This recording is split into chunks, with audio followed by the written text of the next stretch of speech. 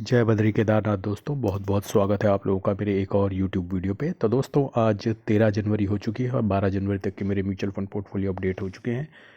तो दोस्तों चलिए बिना किसी देरी के सबसे पहले शुरू करते हैं अपने पहले म्यूचुअल फंड पोर्टफोलियो जो है इंड मनी ऐप का, और इसके बाद ग्रो ऐप के म्यूचुअल फंड पोर्टफोलियो पे चलेंगे।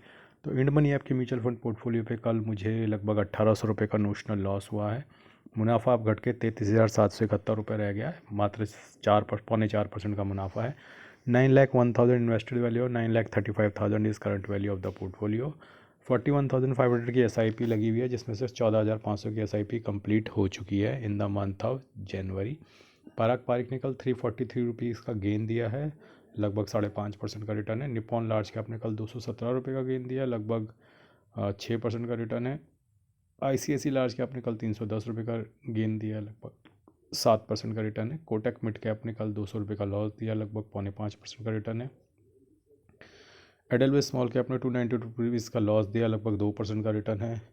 HDFC मिड कैप ने 82 रुपीज़ का लॉस दिया, लगभग 0.8% का रिटर्न है। एडलवेस मिड कैप ने 132 रुपये का लॉस दिया, लगभग 6.5% का रिटर्न है। निपॉन इंडिया मिड कैप ने 28 रुपये का लॉस दिया है, लगभग 0.6% का रिटर्न है। बंधन लार्ज एंड मिड ने 15 रुपये का लॉस दिया, लगभग 0.6% का रिटर्न है। इन्वेस्को मिड कैप ने 138 रुपये का लॉस दिया, लगभग 0.6% का रिटर्न है। मोतीलाल ओसवाल मिड कैप ने 129 रुपये का लॉस दिया है, लगभग नो प्रॉफिट नो लॉस पे। Invesco India large and mid ने 102 रुपये का लॉस दिया, लगभग 3.25% का रिटर्न है। Bank of India small cap ने 349 रुपीज़ का लॉस दिया, लगभग 2.5% का लॉस है। HSBC स्मॉल कैप ने 260 रुपये का लॉस दिया, 2.25% का लॉस है। कोटक स्मॉल कैप ने 181 रुपीज़ का लॉस दिया, 0.3% का लॉस है। कैनरा रोबेको स्मॉल कैप ने 234 रुपये का लॉस दिया, लगभग 1% का गेन है। निपॉन स्मॉल कैप ने 147 रुपीज़ का लॉस दिया है, आधे % का लॉस है। GM फ्लेक्सी कैप ने 25 रुपये का लॉस दिया, लगभग 0.1% का लॉस। SBI स्मॉल कैप ने 117 रुपये का लॉस दिया है, लगभग 2.25% का लॉस। टाटा स्मॉल कैप ने 283 का लॉस दिया, लगभग 5.5% नेगेटिव। जियो ब्लैक रॉक ने 11 रुपये का लॉस दिया है, लगभग आधा % का नुकसान में। ICICI लार्ज एंड मिड ने नो प्रॉफिट नो लॉस दिया है कल, लगभग 1.25% के नुकसान में। तो ये सब मिल मिला के कल 1800 रुपये का नुकसान हुआ है। आइए देख लेते हैं कौन कौन सी एसआईपी मेरी आज कटी हैं। तो आज मेरी एसआईपी कटी है Nippon India small cap, Invesco India large and mid, GM flexi cap, edelweiss small cap. ये सारी एसआईपी मेरी आज कटी हैं। आइए चलते हैं अपने ग्रो ऐप के म्यूचुअल फंड पोर्टफोलियो पर, देखते हैं वहाँ की क्या स्थिति रही है। स्थिति यहाँ भी डामाडोल है और ख़राब है, लेकिन एक बार नज़र मार लेते हैं कि इस डामाडोल स्थिति में भी क्या स्थिति रही है हमारे पोर्टफोलियो की। तो चलते हैं डैशबोर्ड पे, और डैशबोर्ड पे कल इस पोर्टफोलियो में लगभग 6,000 रुपये का नुकसान हुआ है, और अभी भी मुनाफा बरकरार है 1800 रुपये का। 27,47,000 इन्वेस्टेड वैल्यू है, 27,49,000 करंट वैल्यू है पोर्टफोलियो की। एक बार फटाफट आपको दिखा देता हूँ कौन कौन से म्यूचुअल फंड ने कल पॉजिटिव में रिटर्न दिया था। PSU वगैरह थे, और उसके बाद कुछ डिफेंस के भी थे पॉजिटिव में, और कुछ लार्ज कैप। उसके अलावा जो लार्ज एंड मिड हैं स्मॉल हैं, सबकी दबा के पिटाई की गई है। तो धीरे धीरे स्क्रॉल कर रहा हूँ ताकि आपको नज़र मारनी हो तो आप मार सके। बाकी 80% म्यूचुअल फंड सेम ही हैं दोनों पोर्टफोलियो में। तो ये तो रही बात मेरे ग्रो ऐप के म्यूचुअल फंड पोर्टफोलियो की, जिसमें अब आज हम लॉस में चले जाएंगे बहुत समय बाद, कई महीनों बाद।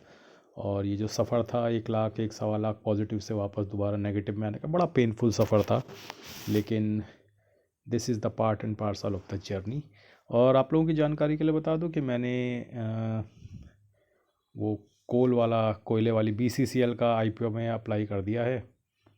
तो दोनों अकाउंट से अप्लाई किया। ये मेरी वाइफ का अकाउंट है, इसमें आप देख सकते हैं अप्लाइड, और बहुत ज़बरदस्त सब्सक्राइब हुआ है, तो मिलने का चांस बहुत कम है।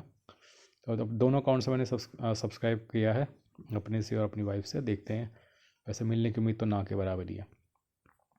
आइए चलते हैं हम अपने शेयर्स और ETF के पोर्टफोलियो पे। तो आज मार्केट गिरी थी, तो मैंने फिर अपना डीमैट अकाउंट अपने सेविंग बैंक अकाउंट के साथ कनेक्ट कर दिया था, और वहाँ से मैंने चक्का घुमा दिया था, लेकिन मार्केट फिर रिकवर कर गई, तो चक्का घूमते घूमते रह गया। लेकिन फिर भी मैंने जब मार्केट डिप करी तो कुछ ETFs उठा लिए थे। मोतीलाल ओसवाल रियल्टी ETF की 35 क्वांटिटी मैंने बाय करी है।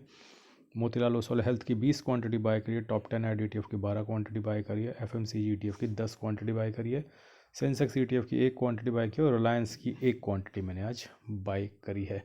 ओवरऑल आप देख सकते हैं कि मेरा को आज 316 रुपये का नोशनल लॉस हो रहा है। मोतीलाल ओसवाल हेल्थ में 30 रुपये का, शरिया BeES no profit no loss, LPL30i ETF में 18 रुपये का loss, Motilal Oswal realty ETF में 151 का लॉस, FMCG ETF में 91 का लॉस, स्मॉल कैप ETF में मुनाफा हुआ 224, इरकॉन में 71 रुपये का लॉस, टॉप 10 एड ETF में 58 का लॉस, ई-मल्टी MQ ETF में 17 का गेन, जीनस पावर में 6 का लॉस, टाटा मोटर में 76 का लॉस, मिड स्मॉल ETF में 34 का गेन, सेंसेक्स में 15 रुपये का लॉस, इंडसइंड बैंक में 142 का गेन और रिलायंस में 212 रुपये का तगड़ा नुकसान आज मुझे झेलने को मिला है।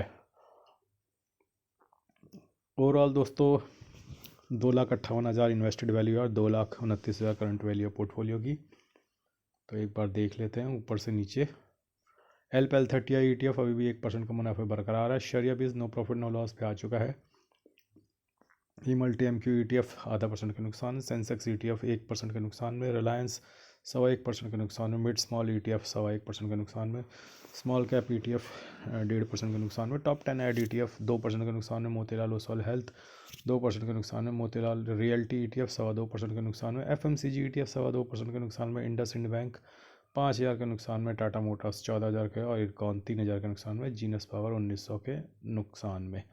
तो दोस्तों ये तो थी स्थिति मेरे शेयर्स और ETF के पोर्टफोलियो की, जहां पर मुझे फ़िलहाल काफ़ी नुकसान होता हुआ नज़र आ रहा है और देखते हैं दोस्तों आगे क्या स्थिति रहती है। और अब चलते हैं अपने इंडिसेस वाले पे, देखते हैं निफ्टी 50 आज 0.2% की गिरावट के साथ बंद हुआ है। वहीं मिड कैप 50 0.3, मिड कैप 100 0.2 और मिड कैप 150 0.14। लेकिन बड़े दिन से पिटाई खाते खाते आज बाउंस बैक किया है स्मॉल कैप ने। स्मॉल कैप 100 0.6 की बढ़त के साथ बंद हुआ है। Nifty small cap 50 0.87, Nifty small cap 250 0.64। लेकिन पोर्टफोलियो मेरे हिसाब से आज भी नेगेटिव में बंद हो सकता है और देख टच एंड गो रहेगा दोस्तों। वैसे तो स्मॉल कैप आज बढ़े हैं लेकिन लार्ज कैप और मिड कैप में गिरावट रही है। और अंत में चलते हैं हम अपने FIDI के बाय सेल के डेटा पे। तो कल 1499 लगभग 1,500 करोड़ की कैश में सेलिंग करी है FI ने और 1,100 करोड़ में की बाइंग करी है DI ने। तो DI जो है अभी क्वार्टरली नतीजे से पहले अपने हाथ रोके हुए हैं। आप देख सकते हैं कि बहुत ज़्यादा बाइंग नहीं कर रहे हैं वो और थोड़ा उन्होंने कम कर दिया बाइंग करना। हालांकि सेलिंग लगातार जारी है FI की तरफ से और जब FI लगभग 3600 करोड़ की सेलिंग करता है तो इसमें लगभग 6,000-7,000 की बाइंग करते हैं DI। लेकिन DI इस वक्त कंट्रोल किए हुए हैं अपनी बाइंग। वो लगातार थोड़ा पोजीशंस मेंटेन कर रहे हैं अपनी कैश में ताकि देखा जाए कि नतीजे किस करवट बैठते हैं, ऊँट किस करवट बैठता है नतीजों का। तो नतीजे आने शुरू हो गए हैं। TCS के नतीजे तो कुछ खास नहीं आए थे और TCS ही थी या कोई और IT कंपनी थी जिसमें हो सकता है मैं गलत बोल रहा हूँ, लेकिन नतीजे कुछ खास नहीं आए थे। और बाकी बहुत सारी मोटी मोटी कंपनियों के नतीजे आने वाले हैं। अगर मैं गलत नहीं हूँ तो कल रिलायंस के नतीजे आने वाले हैं और देखते हैं दोस्तों क्या होता है। बाकी वो सर्जियो गौर भी इंडिया में आए हुए हैं तो वो गौर फरमा रहे हैं क्या करना है, तो लेट देम डू द गौर फरमाना। बाकी मैंने कुछ फ्लिपकार्ट के लिंक्स दे रखे हैं। अगर अपनी मोबाइल स्क्रीन पर टैप करेंगे तो लेफ़्ट साइड बॉटम पर आपको फ्लिपकार्ट के लिंक्स नज़र आ जाएंगे। उसमें मैंने म्यूचुअल फ़ंड की बुक्स के लिंक दे रखे हैं। लेकिन अगर आप चाहें तो फ्लिपकार्ट से कुछ भी शॉपिंग कर सकते हैं, XYZ ABC जो भी आपकी इच्छा हो। जब भी आप ऐसा कुछ करते हैं आपके भाई को कुछ कमीशन मिलता है जो भी एलोकेटेड हो। आज के लिए बस इतना ही। धन्यवाद। Good bye. जय बद्री केदार।